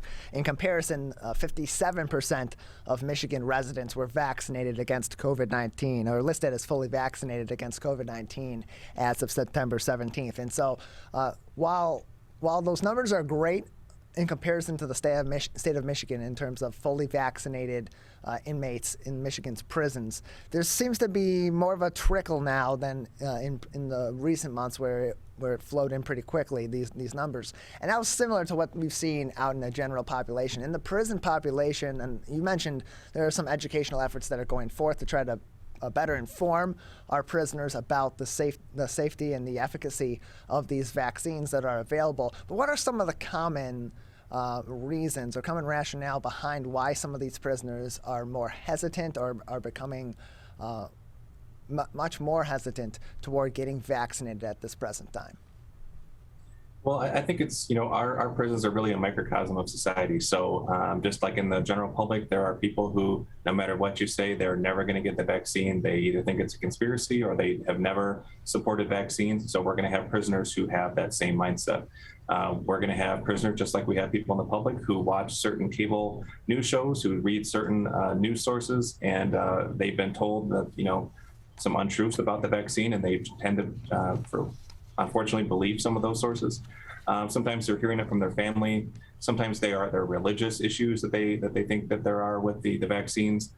So there's pretty much everything that you've heard in the public on your Facebook feeds or from your conversations with your family about why that they are hesitant about the vaccine. Our prisoners are having those same conversations, having those same issues, which is why we spend a lot of our time going back over the same things, educating, providing factual information about the vaccine and the importance of it, because having to remind them that they are living in a congregate setting, and as we saw last fall, that we had large numbers of cases around the state, and we had unfortunately 143 prisoners who have passed away due to the coronavirus. But when you look at it, only 3 of those prisoners have passed away since April, when all prisoners have had the ability to be fully vaccinated. And so it's proof to us that the vaccine works and it is effective, because our numbers of hospitalizations, serious illness and death have really fallen off a cliff since the vaccine has become available, and a large percentage of our population has taken it. We're joined by Michigan Department of Corrections spokesperson Chris Gautz with us today on the Megacast. And Chris, you mentioned last year's surge in the fall in COVID-19 cases in our prisons, and right now we're in the middle of a continuing surge, not only in the U.S. but here in the state of Michigan as well, with the Delta variant. Are our prison systems experiencing similar changes in numbers right now? Is there a surge also included in our Michigan prison system? Thankfully, no. Knock on wood, that'll continue. Right now, there are only 28 active cases in the entire state, and about half of those are at our intake center, meaning that those are individuals who came to us from a county jail or from off the street, and so they're coming into us with it already. So our prevention measures, we've had a mask mandate in place since March of 2020 for all of our prisoners and all of our staff who work in the prisons. And so that measure alone is really helping to reduce things because masks do work, they are important, and we've had it mandated for the last 18 months, as well as a growing number of vaccines that our prisoners and our staff have taken, as well as all of our other general preventative measures in terms of social distancing, cohorting movement by housing unit, for visiting the chow hall, going to educational classes, college classes, all those kind of things are all done in cohorted movements, so that if we do have an outbreak, it's contained to a very small subset of the population and not risking infecting an entire facility all at once. We're joined by Chris Gautz. He is the spokesperson for the Michigan Department of Corrections with us on the Megacast. And so 28 active cases, you said, of COVID-19 right now. Not a major surge across all of Michigan's prison systems. But should there be an outbreak, should there be cases that do pop up, what then happens in our prison systems to prevent these outbreaks from happening, to prevent further spread of the cases, and ultimately keep case numbers low as they are right now with just, as you said, 28 across the entire system? Yeah, we had a really good test case with this back in February when we had experienced the British variant at one of our prisons in Ionia at the Bellamy Creek Correctional Facility. And as soon as we had that case sequenced and discovered that it was the British variant, we immediately sprang into action, had multiple calls with Department of Health and Human Services, and then immediately went to a system of daily testing of all prisoners and all staff every single day. All of the staff were wearing full PPE suits, N95 masks, gloves, gowns, and they were moving into a cohorted system of movement, really locking things down. And we were able to contain it, and it never spread outside of that facility, as well as limiting transfers and all the kind of things that we do internally. And then because we were worried about Delta a few weeks ago, we had another scare, but it ended up being a good test case for us because we started getting a bunch of results back and started seeing large clusters of positives at multiple prisons. And we immediately sprang into action and put that plan into place at all those prisons where we had these large clusters of cases, where we were doing, again, daily testing, full PPE for all the staff, cohorted movements. And then we found what happened is that there was a national supplier who had an issue with the reagent material that they use for testing, that went around to testing laboratories around the country, where a lot of false positives were popping up. And we found out that we were using that same reagent, or the lab that we used was using that reagent. And as soon as we had the rest of those tests retested, we found that not a single one was positive, and they were all negative. We were able to go back to our regular operation. But it showed us that in a very short amount of time, we were able to spring into action at all those facilities all at once and have the testing supplies there and ready if in fact we ended up having a case. So we know with experience that if we were to have the Delta variant pop up, we know how to handle it, and we would be able to do it very quickly. We're joined by Chris Gautz. He is the spokesperson for the Michigan Department of Corrections with us today on the Megacast. And let's talk about when these inmates are now leaving these facilities. What precautions are put in place? What protocols are put in place to make sure that they are safely returning to the general population and aren't potentially taking COVID-19 out with them and potentially spreading it when they leave the prison system? Sure. So every prisoner is going to be tested hours before they leave to make sure that they have a negative test. If they're going to be returning to, a family setting, if they're going to be going back with mom and dad or maybe their spouse, and they do test positive, they are able to be released. However, we will contact the county health department, and then we're not allowed to share their health status with the person that they're going back to. But certainly we know that these are human beings, and they know that they're positive, and we know that they're not going to go and embrace their loved ones that are taking them in and risk potentially spreading it to them. But by law, we're not allowed to share that status with them unless the prisoner gives us that consent. And in many cases, they do let us share that, or they will share it with them themselves. And then they will make arrangements themselves to find some way to, quarantine them for the time period that they need to. But if they are going back to, say, a halfway house or some sort of congregate setting, we will not release them. We'll hold them back for a period of 10 to 14 days. And then they can be released, because we're not going to risk infecting the prisoner and the folks that are in that setting. So there are a lot of things in place that we do to make sure we keep them safe. And then obviously, again, making sure that the county health department knows of all cases, so that way they can follow up with that individual specifically, and then do any sort of contact tracing that may need to be done on that end to keep the community safe. We're joined by Chris Gautz. He is the spokesperson for the Michigan Department of Corrections with us today on the Megacast. You can learn more about by watching the entire interview if you've just tuned in now, later on today at civiccentertv.com/Megacast. And Chris, let's talk about staffing at the Michigan prisons, because there's been a lot of staffing issues in a number of different industries across the state of Michigan and different state departments. What's the status of staffing in our prisons? Are they at a point where they are still able to operate normally with their current staffing? Is there a shortage? Are there need for more employees? What's the status? Yeah, we need employees. So anyone who's listening or anyone who knows anyone that may be interested in a job with us, please reach out. You can go to michigan.gov/MDOC jobs, where we have about 800 corrections officers vacancies around the state. So we have a number of offerings and availability of officers. We're also in a very large need for nurses. We are hundreds of nurses down. In some facilities, we have 20 or 30 nursing vacancies. So especially some of our larger areas like Jackson, Ionia, Macomb, places like that are a real need for nurses and for corrections officers. And so we have a great training program for officers. We run academies every 3 months. A very competitive starting wage. Your first day of training is your first day as a state employee. So the first day of your training, you're going to have full state benefits, and you're going to be receiving a paycheck and with some of the best, highest world-class training of any corrections department in the country. That's really recognized around the country for how well we train our staff. So it's a great job, and we have a lot of vacancies. And so right now we're looking. We're having another academy in October, so if anyone is interested, they can go right now on our website and apply, and they could potentially even get into this next academy. It's 8 weeks of classroom and physical training, and then 8 weeks of on-the-job training, and then you're fully immersed as an officer, and you're able to work those shifts on your own. So it's a great job, a great career, and the reason we have so many vacancies right now is because we had a huge hiring boom in the 80s. And when people tend to work for us, they tend to make it a career because they love it so much, and the lives that they can change and the difference that they can make in this job.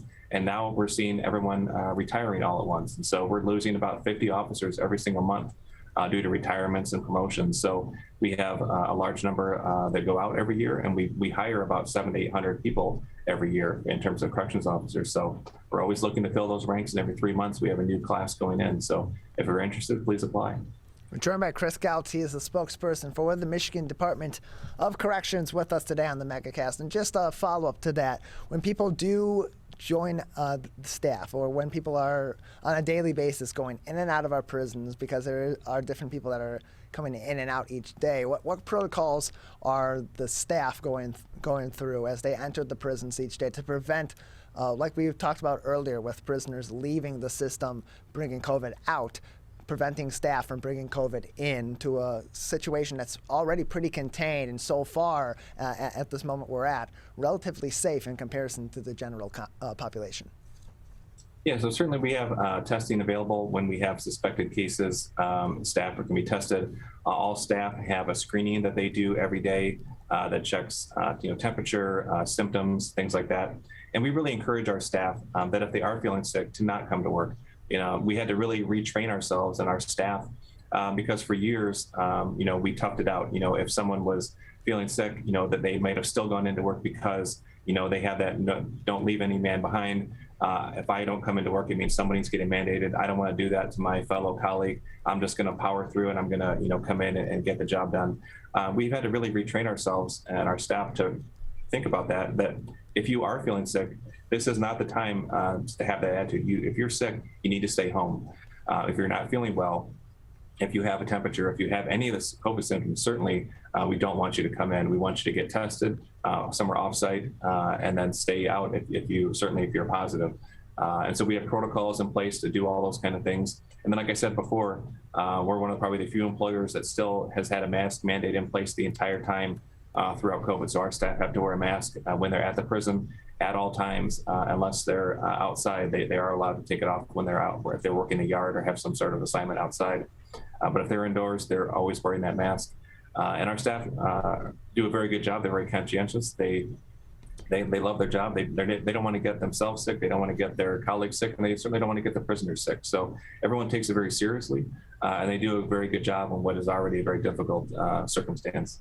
We're joined by Chris Gautz, the spokesperson for the Michigan Department of Corrections, with us today on the Megacast. Chris, just another couple minutes with you before we'll say goodbye today. Anything else that would be important for our audience to know about what's going on within our prison system right now regarding COVID-19 or any other issues at this time? Well, what we do a very good job on a lot of things, and certainly we've talked about before our recidivism rate, which is down to the lowest it's been in state history, 6th best in the country at 26.6%. But we're not satisfied with that. We recently announced a partnership with a technology nonprofit out of California called Recidiviz, which is going to help us look at all of our statistics, all of our data, all of our analytics. They're going to be able to put that into a form that maybe we haven't seen before. All this data that we have collected on individual prisoners, on the efficacy of certain prisoner programming that we have, how at certain prisons, and then in the field, certain probation offices, even down to the probationer, the parole agent, all an amazing amount of metrics that we're going to be able to look at and see. Whereas before, maybe it just wasn't visualized or we couldn't see it based on the data that we had. They're going to be able to spot things and spot trends and look at things. And we're going to be able to take that information and do even better with our recidivism rate, but more importantly, having better outcomes for the prisoners who are in those programs, who are in those prisons, the parolees who are out trying to make a living, trying to do their best to not fall back into that criminal cycle. So all this technology and this partnership with the Recidiviz, we see having really great benefits, not only for those individuals who are in our system, but also for the community at large, so that we have more taxpayer citizens rather than those coming back to prison and being tax burdened. So we really see this as a great investment, and we're really excited to start to see it bear fruit over the next months and years as we really roll this out and continue to drive that recidivism down even farther. Chris, we appreciate your time. Thanks for being with us today. Anytime. Thanks for having me. Chris Gautz, spokesperson for the Michigan Department of Corrections. You can learn more about what's going on in our prison system right now, as well as job opportunities, as the prison system is currently hiring here in the state of Michigan, by going to michigan.gov/corrections. We're going to take a quick break. On the other side, we'll go from our Michigan's prisons back into Lansing and into our state house and Senate. We'll be speaking with Senator Rosemary Baer from the 12th District. Coming up next, you're watching and listening to the Megacast. How does marijuana affect the teen brain? Our brains are still developing into our 20s. With regular use, marijuana can affect teen brain development. It can affect our brain's circuitry and blood flow and impair thinking, learning, and memory function, which could hold us back from reaching our potential. Don't let marijuana mess with your brain. Get the facts at michigan.gov/drug-free. I couldn't breathe at all. There was lots of talk about putting me on a ventilator. I thought I was gonna die. I was 39 weeks pregnant and had a scheduled C-section. During that time, I got COVID and was hospitalized for a month. I had a blood clot in my lungs. It caused me to go into right-sided heart failure. I was really scared. I kept texting my husband and my mom, telling them how scared I was, and I was worried that he was gonna grow up without a mom. And then I was worried when I did get home, that he wouldn't know who I was. Being 27 and a mom and a wife and having that all almost taken away from me. It's scary. And if a vaccine can prevent that from happening, why not? Get your vaccine. I don't want this to happen to anybody else. A message from the staff of Michigan's Crime Victim Compensation Program. Anyone can be a victim of crime and suffer lasting trauma, physically, emotionally, and financially. But you are not alone. If you're struggling financially due to a crime, we're here for you. Find out if you qualify for crime victim compensation. Call 877-251-7373 or visit michigan.gov/crime-victim. A message from the Michigan Department of Health and Human Services, Division of Victim Services.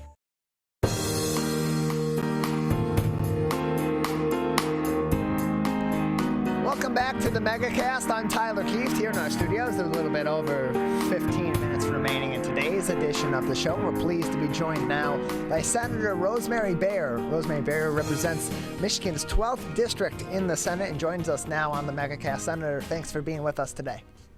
Of course, thank you. I really appreciate seeing you again, Tyler. Yeah, good to see you as well. Let's start off with a bill that you've proposed. It's Senate Bill 454, which would impose state license mandates on all gun purchases. Tell us a little bit about what is being proposed in this bill and where is it currently in the woodwork in terms of being discussed and potentially passed here in Michigan. Okay, yeah, that's an interesting question, of course. So the basic idea is something that most people in Michigan agree with, that we ought to have simple background checks for all gun purchases. It's pretty common. In Michigan, we do require a check and a license for handguns, but we don't do it for all the other types of guns, including, very large, like AR-14 kind of guns. You can buy those without a permit. So this sort of just expands that. And most of the gun owners also approve of the idea of having this. And these are people that want to avoid getting licensed are the ones, or permitted are the ones that we don't want to have them, basically. So let's get our permits in order. It does make a difference in places, other states where they do have universal background checks and permits for all types of guns, firearms. And, we just want to do that same basic thing here. Where it is today, in the current makeup of the legislature, the Republicans are the majority in both the House and the Senate, and therefore we don't get hearings on any kind of gun violence prevention legislation at all. So it's very frustrating for us. There are many things here. We have another example is the extreme risk protection orders, which basically helps people when they are at risk to themselves or others. And that's a pretty significant thing when you think most deaths by gun in the state and the country are suicide. And most deaths by suicide are by gun. I mean, it's very obvious that having some way for families to deal with people who are at extreme risk, whether it's domestic violence or suicide, that seems like a very simple, common sense thing to do. It's got a proven efficacy in other states, like 17% improvements in suicide rates just by doing this one thing. So it's frustrating for us that we can't get any of our gun violence prevention bills to a hearing, let alone a vote. We're kind of waiting for other things to change before we can do that. We're joined by Senator Rosemary Baer, state senator from Michigan's 12th district, with us on the Megacast, and on the front of potential change and things that could maybe make that happen that would lead toward this bill being up for at least discussion would be the changing makeup of the state's congressional and Senate districts as a result of the Michigan Independent Citizens Redistricting Commission and their redistricting maps. Their current proposed drafts would make the state's second largest county here, Oakland County, have 5 Democratic-leaning districts, including 4 that would stretch into parts of Wayne, Macomb, and Washtenaw County. Now, in terms of the Redistricting Commission, they have missed a lot of their deadlines. There's been a lot of frustration surrounding the commission and their work so far. And this first iteration of what they're doing since the constitutional amendment was passed. But we're approaching some deadlines here with the commission, and it doesn't appear that they are going to, and from their own words, that they're going to meet those deadlines. How much of a sense of urgency is there behind them meeting that deadline for you and your colleagues on both sides of the aisle in the House and Senate, who ultimately don't have a whole lot of say in this situation, but are we don't have any say, right? They're ultimately going to be the ones that are affected by this as they attempt to run for re-election, and as also as their potential opponents in upcoming elections then ultimately are trying to announce their candidacy and declare their candidacy in one district versus another. Right. Well, so yes, we do need to all understand this is the first time that we've ever done anything like this for districting. I think they're doing a good job, given that they have to figure out every single step of this brand new process. I think they're doing a great job. And yes, they missed their first deadline, which was September 15th, to get the drafts out. As you can see by the action, if you watch, I mean, many days they have multiple public meetings now. They are definitely accelerating the work and the process. They're not that far behind. I know it's probably going to be a month, maybe October I think they actually released a new schedule that is before mid-October to get all the drafts ready for public comment. And then there's some legal checks that they have to go through first. So one of the things you mentioned was that Oakland County has potentially 5 state Senate districts that could, I don't know if they're all leaning Democrat, but close enough, right? Toss-up kind of things, which is good. I mean, that's the whole point of this exercise. And if you look at the numbers of people who are leaning Democrat outside of elections, that is consistent. There are more Democrat-leaning voters right now in Oakland County than there are Republicans. So it kind of makes sense to do that. But that being said, one of the steps in their process, first is the legal check, right, on things like majority-minority districts, making sure that we match the federal guidelines, rules for that. But then also partisan checks to make sure that what they're doing really is fair for the people of Michigan. Because the people of Michigan are who wins and loses in this, right? It's not actually those of us who are running. We do care a lot, mostly because we want to make sure that we're representing the communities that know us, that we know, right? I'm happy to adjust a little bit, even move if I need to a little bit, to stay with the people that primarily make up my district, right? I don't want to move to a place that no one knows me, nor do I know them, right? To be a good representative, I need to have some familiarity with the people that are there. So that's, but that's kind of a personal thing. That being said, it really is about the people of Michigan. And I think it's worth an extra few weeks to make sure that they take the time they need to do this as fairly as possible, right? And keep that goal of, we're going to do this for the people, it's not for the politicians. And as someone who volunteered with Voters Not Politicians that year, when we did so much work on that, I'm a pretty big believer in the process. And I think they're going to be fine. I know it's been hard and they're working hard to get up. But I think they're doing a great job. I really do. We'll see what happens in the end if nothing's done, but lots of things are starting to coalesce, and we're getting lots of calls from our constituents and people are worried. And the one thing I would really want to say loud and clear is it's not finished, and you still have multiple opportunities to provide your input. And the one thing that is very clear in the results that we've seen so far in the different drafts that have been coming out, they are listening to the people who speak at those meetings. It really does matter. This really is your opportunity to make sure that you have a voice. So I highly recommend it. I know they're coming out here next week to a session at Oakland University, close to where we are. I highly recommend people go and be a part of that and say what you think. You can learn more information on those upcoming meetings in the public that are in person and virtual from the Michigan Independent Citizens Redistricting Commission by going to michigan.gov/MICRC. That is michigan.gov/MICRC. We're joined by Senator Rosemary Bayer on the Megacast. She is the senator from Michigan's 12th district with us today. And Senator, earlier this month, just about 10 days ago, actually, it was released in Bridge Magazine. You co-wrote an opinion article with Senator Jeff Irwin from Ann Arbor entitled, "The Time is Now for Michigan to Invest in Climate Resiliency Plans." And so that brings me to a topic that's been a big discussion here in the state of Michigan over the summer, particularly a couple of months back as we had multiple 100-year storms, 100-year floods, 1,000-year floods, however they're being worded by one person or another. And on top of that, we continue to have severe weather that's knocking people's power out in a lot of common areas that are seeing continuous power outages for extended periods of time. So when you say that the time is now for Michigan to invest in climate resiliency plans, what can be done right now? What investments can and should be made right now from our legislative leaders and on the local level to combat what we're experiencing now with climate change and with more severe weather patterns than we've ever seen before? Wow, that's great. I'm really excited that you brought this into the conversation today.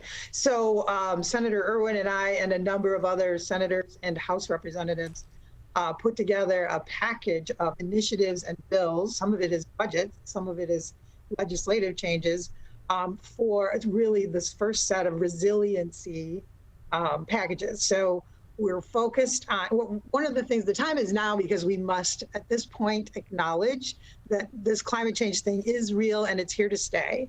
we have lived through this summer, one 1,000-year storm and 3 100-year storms.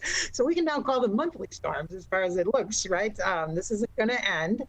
Now our task is to do two things, right? We need to focus on building resilience to deal with what we already know is here, right? So the climate change that is already upon us, we are not going to stop that or roll that backwards. So we need to build infrastructure that is strong enough, that is resilient enough to be able to handle changes in our weather and the things that we know because we live where we live, right? We live in the water state.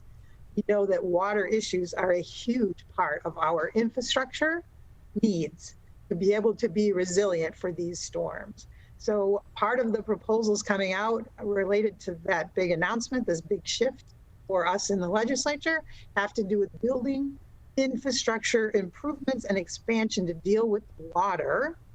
So for example, in Southeast Michigan, in many communities, we still share a single pipe for both sewer and stormwater.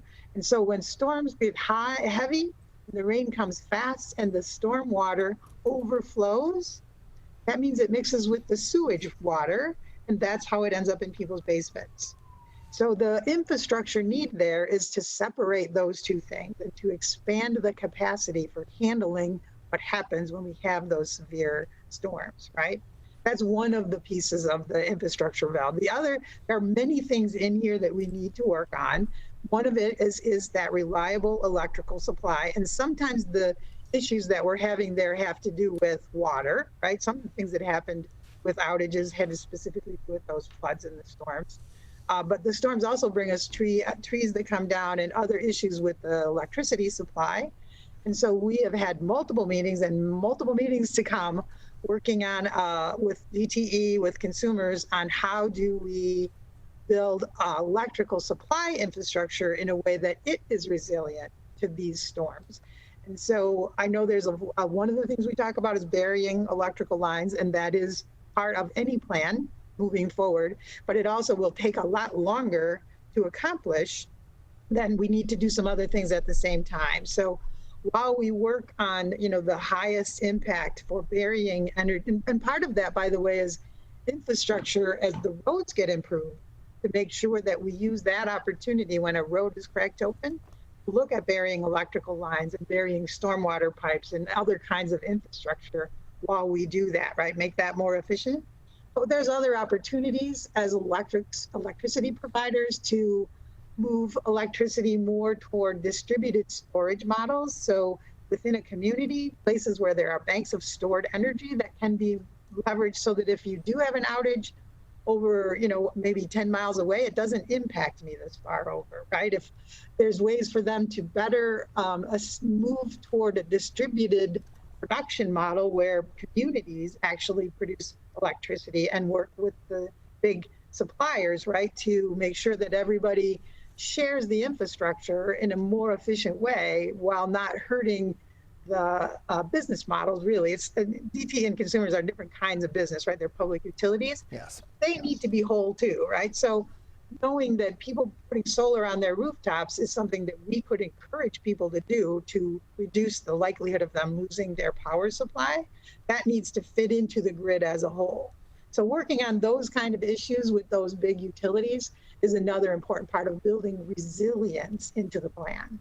And then the other big piece is to actually work on how do we stop generating more greenhouse gases so that the impact that we see today from climate change isn't magnified 4 or 5 times if we don't do anything to stop making it worse, right? So that's the second phase, is also working with those power generators, but there's other things too. There's agricultural issues and automotive issues and different parts of our world that contribute to greenhouse gas and to climate change. And so working on all the different ways that we can be a part of the solution for that as opposed to a contributor.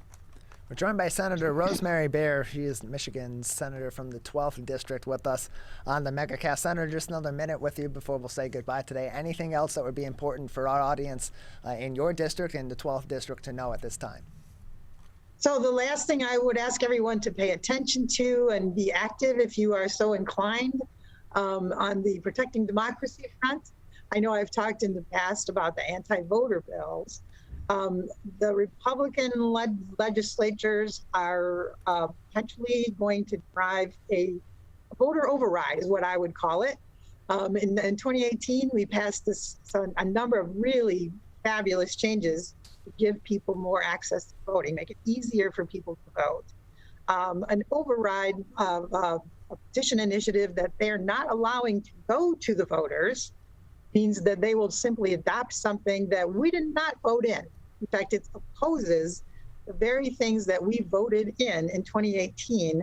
They want to turn that into law using a kind of a hole in our state constitution. It is truly circumventing the will of the Michigan voters. So we will all be speaking about this and asking you to stand up, tell your representatives that if you don't think this is a good idea, I mean, we voted for that overwhelmingly a couple of years ago. We want to keep those rights. So don't hesitate to let people know that you agree with that if you think that's the right thing to do. So that's a big one, and that's coming up real soon. Well, Senator, we appreciate your time. Thank you for your insight today on a number of issues here in the state of Michigan. We appreciate it. Thank you, Tyler. Thank you. Senator Rosemary Bayer from Michigan's 12th District. Big thank you to her and all of our other guests on today's edition of the Megacast, as well as our crew, Jake Kustash back at Master Control, our operator there, Larry Nyland, our booking and Zoom producer each and every day here on the Megacast. Of course, Calvin Brown, our studio producer and board operator with me in studio each and every day. You can learn more about the Megacast as well as watch all of our interviews on demand as well as our full episodes by going to civiccentertv.com/Megacast and find more information on COVID-19 from reliable sources like the CDC, the Michigan Department of Health and Human Services, and the Oakland County page by going to civiccentertv.com/coronavirus. Over on Civic Center TV, The Splash is next on My Michigan TV as Steve Leto Live, and we'll be back tomorrow live at 10 a.m.